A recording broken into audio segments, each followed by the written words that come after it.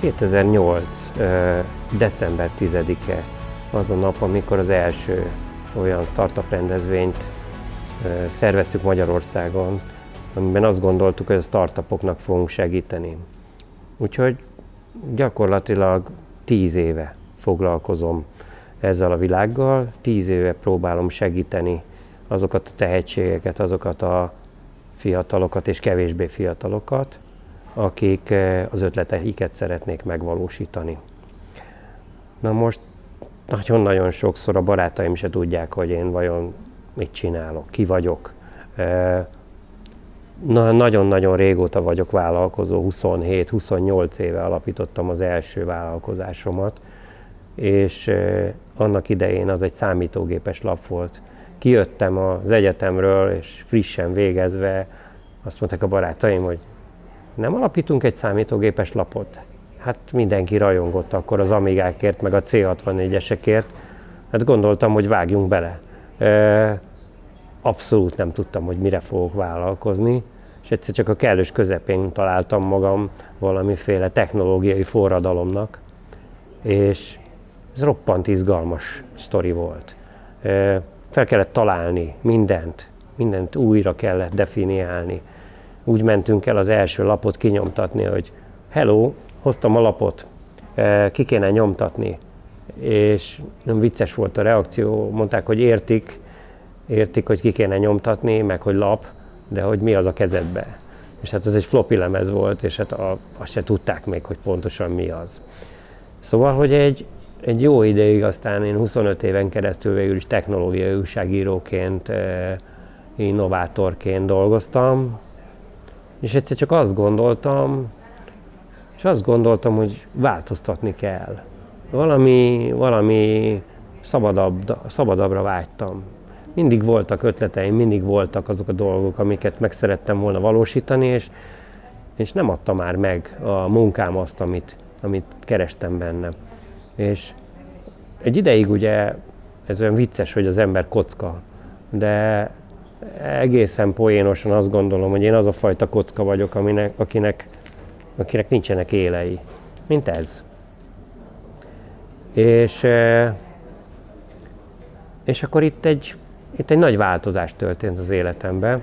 Elkezdtem ezekkel a dolgokkal foglalkozni, mint innováció, mint startupok, mint tehetségek. És kinyílt a világ. Elkezdett valami olyan módon tágulni, ami szinte érthetetlen volt a számomra.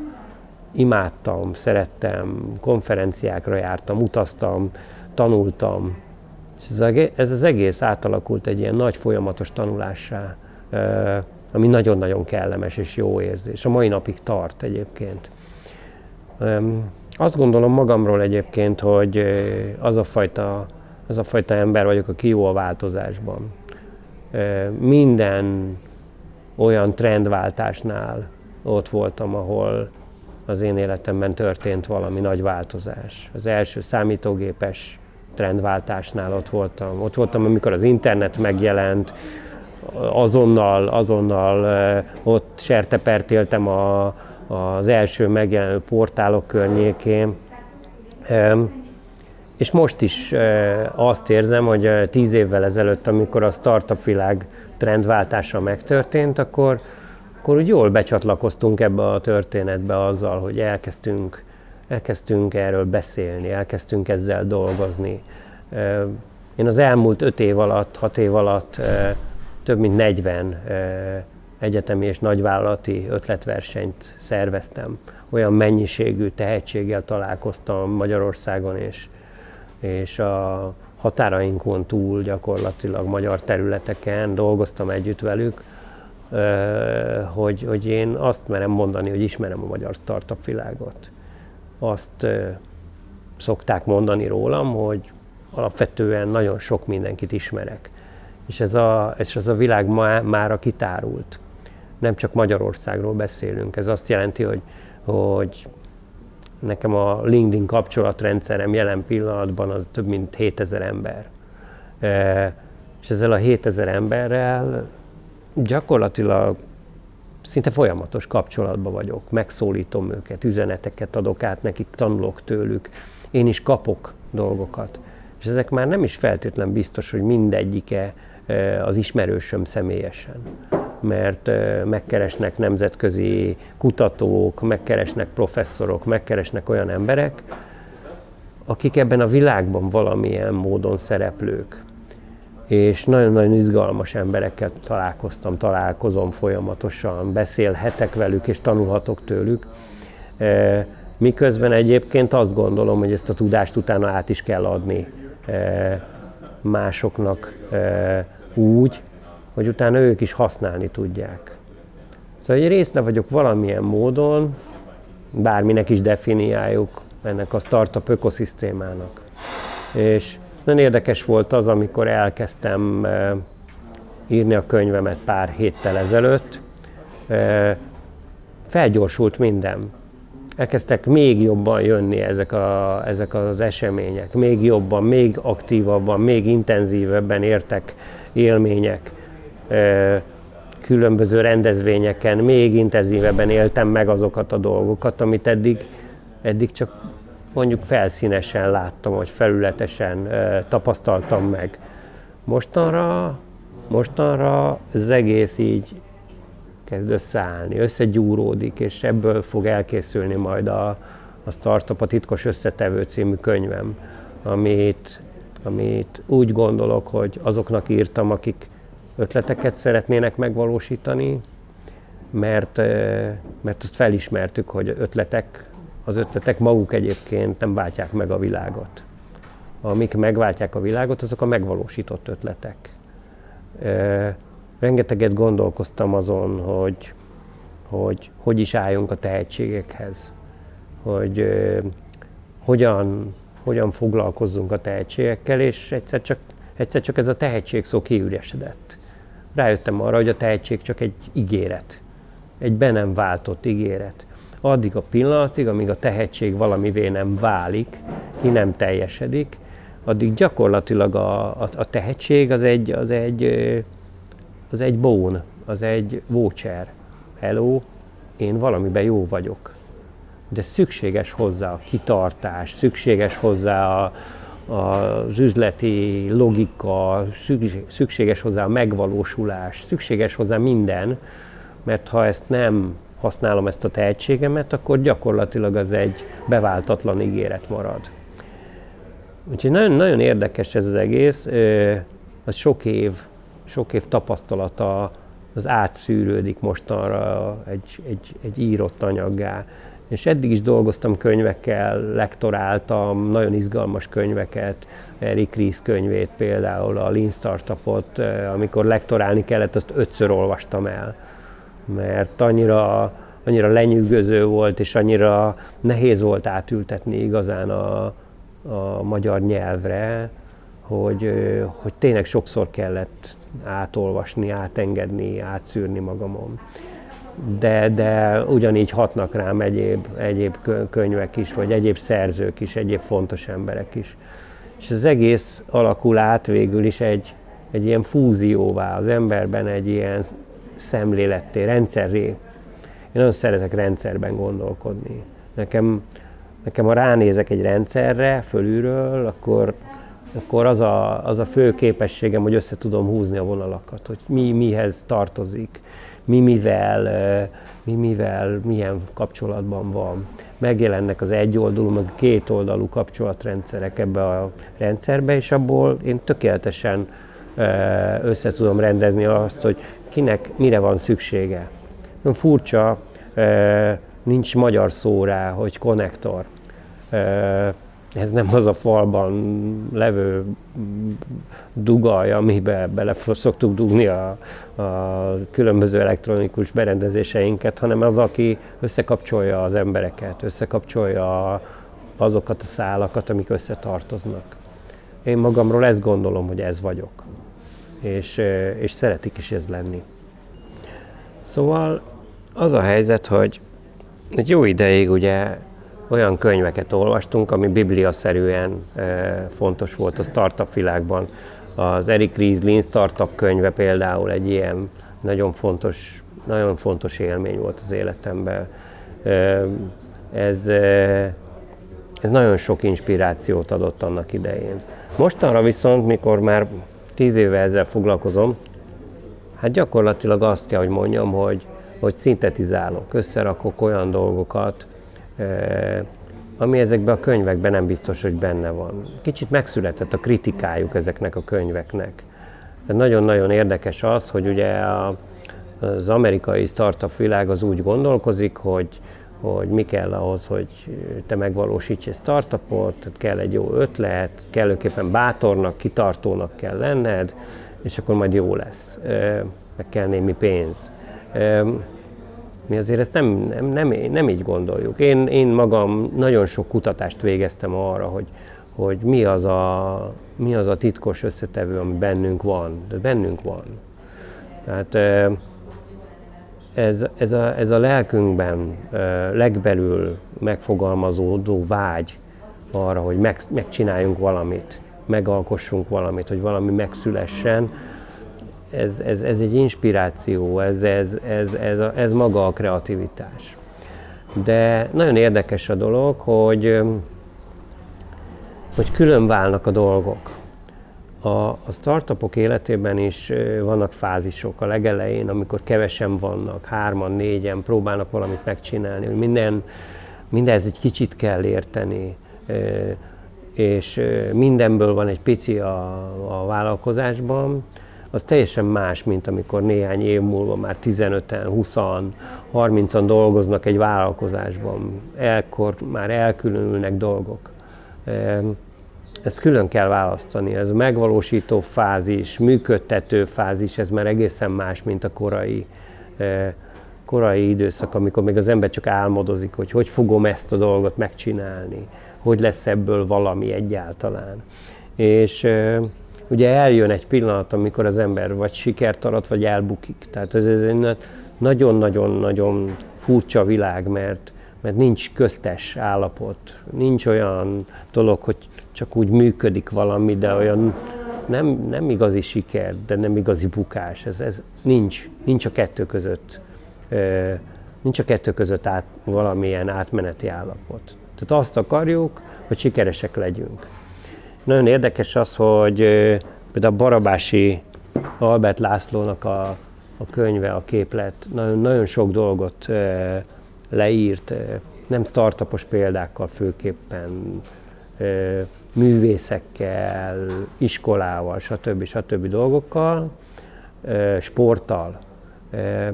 Én ezt a siker dolgot, ezt a startup világban folyamatosan figyelem. Hogy megvalósítható-e, hogy mivel elérhető, hogy mi szükséges, mi az a pár dolog, vagy sok dolog, ami áttörést eredményez. És nagyon sok mindent sikerült tetten érni ebben a könyvben, amit most én készítek. Ugye nem véletlen a titkos összetevő. Ugye ez egy olyan misztikus valami, a megoldás, az áfium, ami a bölcsek köve, ezt mindenki keresi. Ugye szeretne mindenki megoldani egy nagy titkot, hogy hogyan, de egészen messzire menve is csak a felszínt fogjuk kapargatni. Tehát minél többet megyünk befelé egy problémába, tehát annál jobban az kinyílik. Lesz belőle sok új probléma, lesz benne nagyon sok izgalmas új kérdés, és amikor az ember válaszolgatja meg ezeket az új kérdéseket, akkor egész kérdésmezőket talál. Úristen, jó, ezt megválaszoltam, ez rendben van, erre találtam jó magyarázatot, akkor jön újabb és újabb és újabb. Szóval, hogy ez egy végtelen folyamat. És ebben semmiben nem különbözik a történet Kolumbusz Kristóftól, Leonardo da Vinci-től, vagy Einsteintől. Mert ezek az emberek, akik ma a világ problémáit, kisebb, nagyobb és legnagyobb problémáit próbálják megoldani, azok ugyanazzal a lelkülettel léteznek. A világot szeretnék jobbá tenni. És És ez fantasztikus, hihetetlen. Tehát amikor végül az ember hozzáfér ehhez a tudáshoz, és megnyílik a számára, akkor utána viszonylag könnyű leírni azt a dolgot, hogy na de hát kérem szépen, én ezt így tapasztaltam. És a tapasztalás a legfontosabb. Tehát nem is biztos, hogy a siker a legfontosabb. Hát az út, ami arra felé vezet, az a tanulás, az a legfontosabb. Nagyon sokszor vitatkozunk rajta, hogy mi a startup. És van egy olyan definíció, hogy a startup egy kísérlet arra, hogy hogyan tudunk valamit megvalósítani. És időnként célba ér, és akkor siker van. Sokszor meg nem, mert nagyon sok startup elbukik. És ennek főleg az az oka, hogy a kísérletezők az úton hát bizony csúnyán eltévedhetnek. Tehát vannak zsákutcák. Sokkal több zsákutca van, mint célba vívő út. És ha szeretnénk egy ilyen utat felállítani, hogy erre kell menni csak, az nem létezik.